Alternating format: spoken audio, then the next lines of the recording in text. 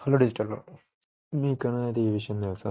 ఇప్పుడు లేటెస్ట్‌గా వచ్చిందేంటంటే, హ్యాకర్స్ అనేవాళ్ళు కొత్త టెక్నిక్ అనేది యూజ్ చేస్తున్నారు. సో, టెక్నిక్ పేరేంటంటే టెక్నిక్ అని కాదు. దీని ఒక మెథడ్ అని చెప్పేసి అనాలి.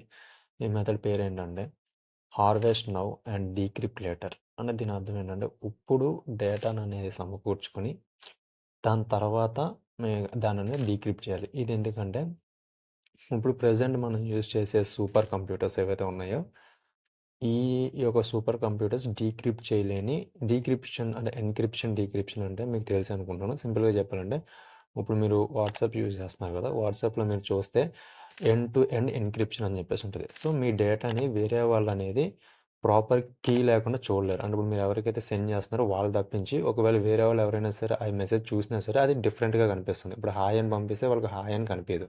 సో, దీన్ని అలా కనిపియకుండా వేరే లెటర్స్ కింద, వేరే మెసేజ్ కింద కనిపించేదని చేయడమే డీక్రిప్షన్ అంటారు. సింపుల్ వర్డ్‌లో చెప్పాలంటే. సో, ఇది మొత్తం అంతా మ్యాథ్స్ పైన అనేది అది పూర్తిగా మ్యాథ్స్ పైన డిపెండ్ అయి ఉంటది. ఒక పెద్ద పెద్ద కాంప్లెక్స్ ప్రాబ్లమ్స్‌ని సాల్వ్ చేస్తే అదనేది వస్తుంది జరుగుతుంది. సో, ఇప్పుడున్న కంప్యూటర్స్ అనేవి ఆ యొక్క పెద్ద పెద్ద కాంప్లెక్స్ ప్రాబ్లమ్స్‌ని సాల్వ్ చేయటానికి థౌసండ్స్ ఆఫ్ ఇయర్స్ అనేది టైం పడతది. Lakhs of years, thousands of years అనేది టైం పడుతుంది. సో, ఇప్పుడు మనం safe. But in point of view అంటే కంప్యూటర్స్ అంటే మన సూపర్ కంప్యూటర్స్‌కి అవి కష్టం గానీ, క్వాంటమ్ కంప్యూటర్స్ దగ్గరికొచ్చేసరికి అంటే ఇప్పుడు నెక్స్ట్ వచ్చే జనరేషన్ వచ్చేసరికి సూపర్ కంప్యూటర్స్ తర్వాత క్వాంటమ్ కంప్యూటర్స్ ఇప్పుడు అవి డెవలప్ అవుతున్నాయి కాబట్టి. సో, ఇప్పుడు ఎలా అయితే మన చేతిలో సూపర్ కంప్యూటర్స్ అయితే ఎలా ఉన్నాయో, అలానే ఒక 5-10 ఇయర్స్ తర్వాత క్వాంటమ్ కంప్యూటర్స్ కూడా ప్రతి ఒక్క దగ్గరికనేది వచ్చేసింది జరుగుతుంది. కేఎఫ్‌సీలో గానీ, లేదనుకోండి మన కాలేజెస్‌లోకి ఇప్పుడు మనం కొనుక్కోవచ్చు. అలా అనేది వచ్చేయడం జరుగుతుంది. బట్ ఇప్పుడున్న ఎన్క్రిప్షన్ అనేది క్వాంటమ్ కంప్యూటర్స్‌కి జస్ట్ మినిట్స్‌లో పనన్నట్టు. వెన్నతో పెట్టిన విద్య అన్నట్టు జస్ట్ ఇలా అంటే అది 2 మినిట్స్‌లో అదని డీక్రిప్ట్ చేసేస్తుంది. సో, ఇప్పుడు హ్యాకర్స్ ఏం చేస్తారంటే, ఇప్పుడు డేటాననేది కలెక్ట్ చేస్తున్నారు.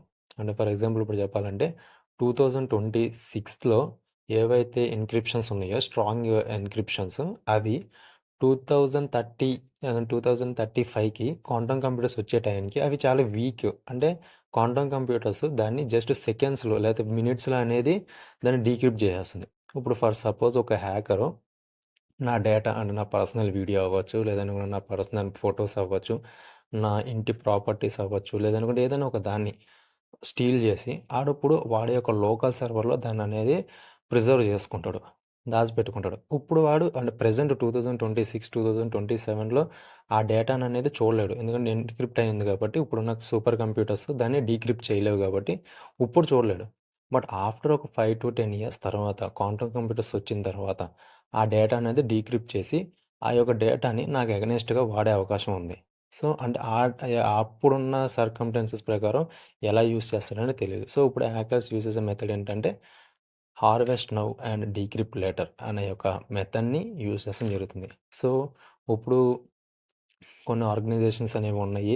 అవి క్వాంటమ్ కంప్యూటర్స్ కూడా చాలా కష్టమైన ఎన్క్రిప్షన్స్ అనేవి తయారు చేస్తానికి కాంప్లెక్స్ ప్రాబ్లమ్స్ అనేవి చేస్తున్నారు. కొన్నన్నా వస్తడం జరిగింది. సో, ఇప్పుడున్న దాంట్లో అయితే మరి ఏదైతే లేటెస్ట్‌గా అప్‌డేట్ అవుతుందో సెక్యూరిటీస్ పరంగా గానీ, ఫీచర్స్ పరంగా గానీ, సో, దేన్ని కూడా నెగ్లెక్ట్ చేయకూడదు. అది కంప్యూటర్ అవ్వచ్చు, ల్యాప్‌టాప్ అవ్వచ్చు, ఈవెన్ మీరు యూజ్ చేసే స్మార్ట్ ఫోన్ లేదనుకుంటే స్మార్ట్ డివైజెస్ లాంటివి ఏవైనా సరే, ఏదైనా సరే ఫ్రేమ్ వర్క్ అప్‌డేట్ వచ్చిందంటే ఖచ్చితంగా అనేది దానికన్నది అప్‌డేట్ అవుతుంది బెటర్. ఇగ్నోర్ అయితే చేయకూడదు. Thank you. సో, వీడియో అనేది ఇన్ఫర్మేటివ్‌గా ఉంటే ఆహ్, మీ ఫ్రెండ్స్‌కనేది షేర్ చేయండి. అలానే లైక్ చేయండి, కామెంట్ చేయండి.